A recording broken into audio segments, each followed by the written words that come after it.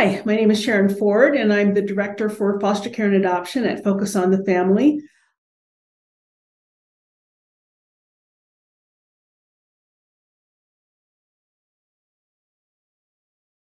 Well, my previous career was with state government. I worked for the Colorado Department of Human Services in the Division of Child Welfare Services. And I started in child protection. And when I left the state after 30 years, I was the manager for foster care and adoption, which oversaw all of our permanency efforts at the state office. And so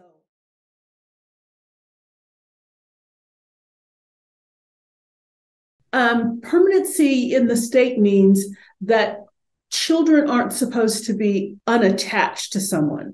And so we want them to be safely attached to their birth family, or safely attached to a foster family, or safely attached to an adoptive family, because kids don't do well on their own.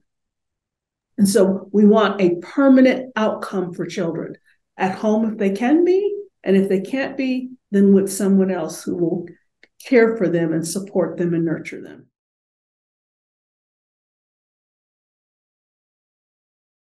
The outcomes for children who don't reach permanency are dismal.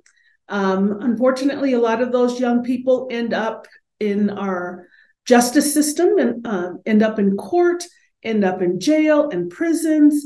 Unfortunately, they also end up being trafficked because there's nobody looking for them. They often end up homeless, and so the outcomes aren't good.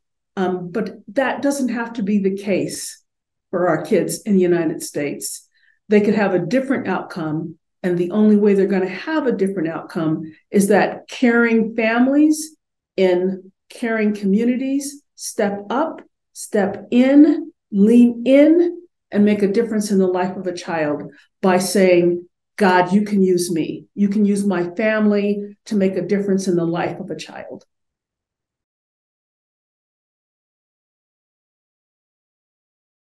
I got involved in child welfare as a career, thinking I was only going to go there for like 3 years.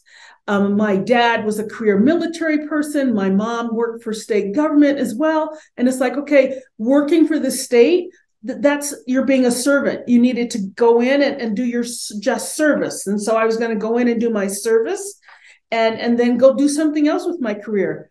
God had a different plan. He showed me once he opened the door, and it's a long story, but how he called me even to get the position that I got because somebody else got the job.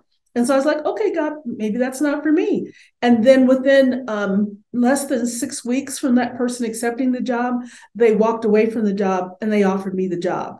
And I was like, okay, God, must be you.